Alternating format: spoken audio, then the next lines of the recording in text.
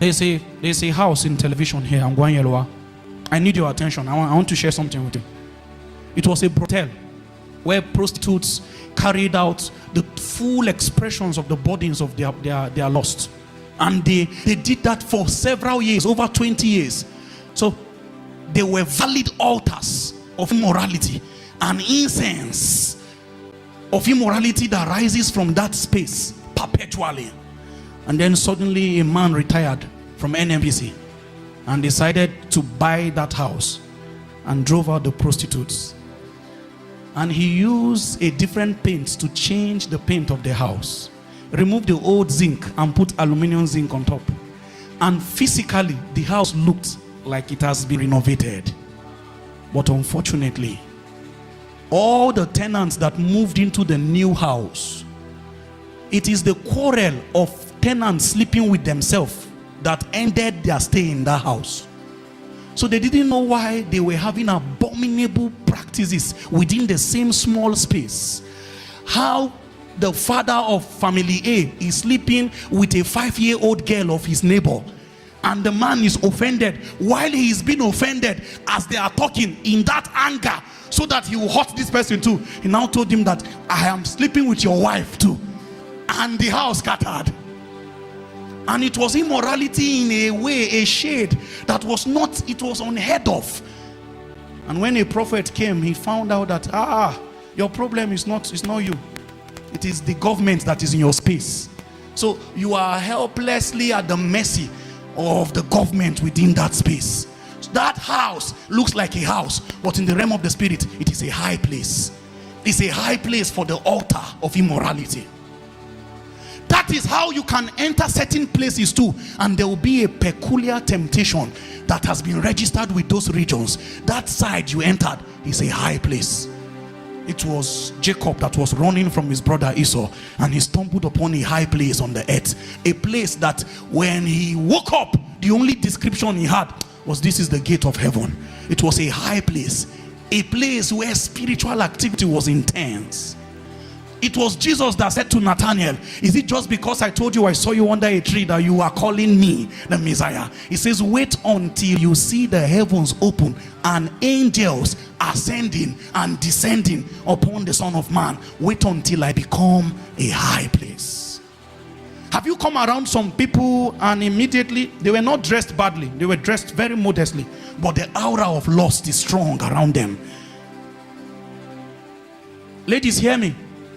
Are you wondering why all the guys that come around you only want to sleep with you and leave? If this is your predicament, I bring your deliverance tonight. Are you wondering why no matter how much you want to keep yourself, it just looks like people want to just have a carnal knowledge of you and move away? It was while men slept that the princes in darkness erected a high place over your life. And those people are only helplessly at the mercy of the call on the mountains. Your life has become a high place. Unfortunately, you know what you represent. There's a brother I shared with you guys. His name was Brother Gadzama. He was a high place on campus. If you stand around him, you will start crying for your sin. And we knew what he carried. And he was just a brother with a t-shirt. A high place. It was purity that was emitting from him. We were at Makurdi, I am Pastor James. That was last year for Eagles Conference, IC. And one of the resource persons Apostle Arome Osai brought was sharing how, I think it's Reverend Shegun, how when Pastor Kumuyi came to Kaduna in the 90s, and he just came out of the car, and Reverend Shegun was one of the people who hosted the program. So he was rushing to go and make obeisance and collect his Bible. And he just looked into Kumuyi's eye. Kumuyi just looked into his eye and said, how are you? He started crying. He said, the how are you came like you are filthy. There was so much purity in where the how are you came from. So to relate with where he is fellowshipping with, he felt like, he said he started telling himself, Shegun, you need to start praying. Shegun, you are not trying in your spirituality. Restlessness entered him. He met a high place. The end of any sin is not pleasure. The interest of spirit is to make you an envoy. And when you become an envoy, you become an altar call. You are like a sound crier, inviting men to come and fellowship in the same thing that has humbled you. So if righteousness is the nature that you are broken under, it is righteousness that your life will be inviting men to ascend the mountains that you have become. So anything around you, the way we have different fragrance of perfumes, that's how there are different yearnings and different calls, high places in the world. So if you probably are tempted by the spirit of lust, and he says it's just a mistake. That first one was a mistake. And then you enjoyed what you did. The second time, you are now the one that preconceived the event and aided the process. In that time, the spirit of lust was minding his business, just paying attention to whatever he has to do. Mind you, let me share something quickly before we go. We still have good time. Very, very soon we're out of here. I know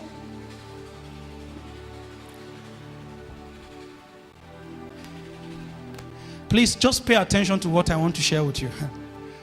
Just face the audience. These three handsome brothers, heavily filled with the Holy Ghost. If by tomorrow morning this brother suddenly begins to have a yearning, a groaning in his flesh to hold the waist of a lady, this one, and this one begins to feel very jealous about somebody's breakthrough in his house, and he cannot rest again, and he's feeling restless, feeling bitter. He's interpreting his life as a failure because of somebody who's doing well. This is his own posture as at tomorrow morning.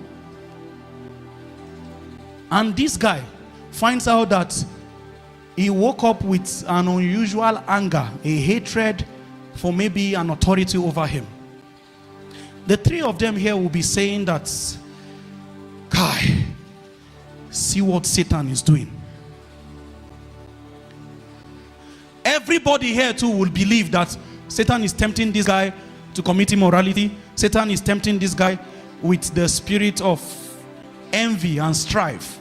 Satan is tempting this guy with anger and hatred. But unfortunately, to be honest with us, Satan is not omnipresent. It's only God that is omnipresent. Satan cannot be in two places at the same time. Satan can only focus on this guy. And if Satan is here, these two people must tell us where their temptations came from. Can you all hear me? I want to show you how to master it. Because if you realize this thing, you will know why it will be easy to overcome. But when Satan was falling, he did not fall alone. Satan fell with 1/3 of a host that they call uncountable. And 1/3 times uncountable is still uncountable. That off there is times in arithmetic. Huh? Now those uncountable, their greatest strength is to pretend like they are not real. So they are hiding behind the veil. Those uncountable hosts and legion that fell with Satan, their strength is to pretend like they are not real. So while this brother is busy blaming Satan and saying, see what the devil has done again, the very fact that several people can be blaming Satan at the same time is worship for him. And let me tell you why. People say Satan will come and say, Haba, me again? Why are you blaming me? He likes it. That was how Adam relegated his authority. He took the blame and gave to Satan.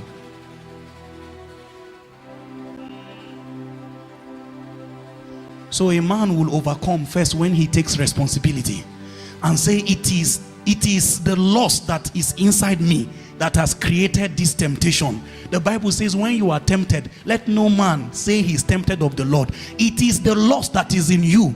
So the prince of this world will come.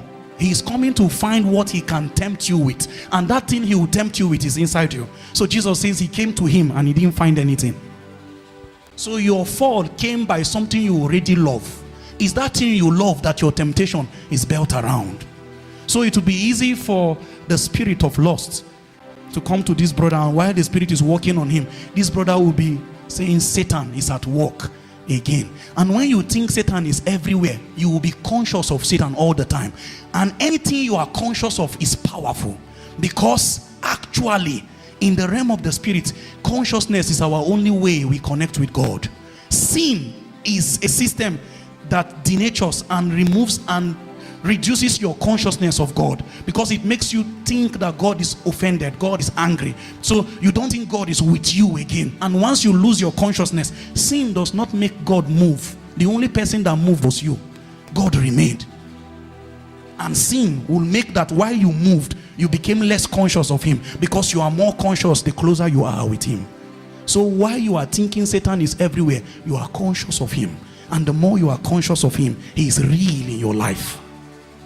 So the average Christian must now come to a point where he realizes, number one, if not for anything, accept that you are seated with Christ in heavenly places, far above principalities and powers. So when temptations started, start welling up inside you, one of the first things to investigate, Lord, where am I missing it? Where is this pressure coming from? What am I loving more than you?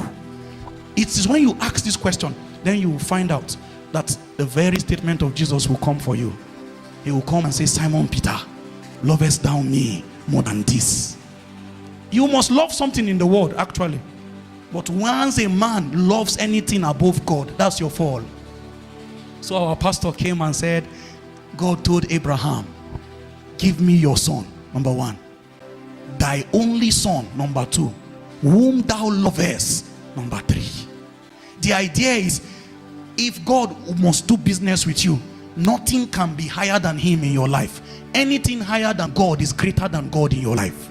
And so if God must show himself in your life, and your temptation is coming from anything that the powers and the intelligence in darkness suspect that this one, you like it more than God, they will tell you to do that in contradicting the positions of Zion. And so because they know that your love for it is more than the love for God, you will not attain. You will not hold on to the counsel of God on that matter. So that's what a temptation is. If we know how temptations come, then you will not blame an external force for your fall. You will sense that there is something I'm liking beyond God these days. I'm beginning to sense that my interest for this particular guy, this particular lady, is beginning to be more than my interest for God and my calling. That will be the good place to overcome your temptation first as an atmosphere before it ever becomes a suggestion. If you master it from there, you will never have any suggestion of fornicate. Because when you sense, I'm beginning to like this person, know that the prince of the world, your temptation will come from what you like. And the restoration of the disciples that have left the callings of God and gone back to their secular engagement, when Jesus wants to draw them back to attention, he says, lovest thou me more than this? This is how God will call us back to our ordinations tonight. Lovest thou me more than these certificates? Lovest thou me more than this marriage, sister? Lovest thou me more than that job? Lovest thou me more than that child? And until he becomes the obsession of your love, only then you will find out for the first time the prince of this world will come for you too, and he finds nothing, because your temptation is the lust that is already in your heart. They only suggest it to you to carry it out. So Satan is not the mystery, it's not the intelligence behind our fall. Our fall is what we entertained, is what we allowed, what we give room for until it found expression.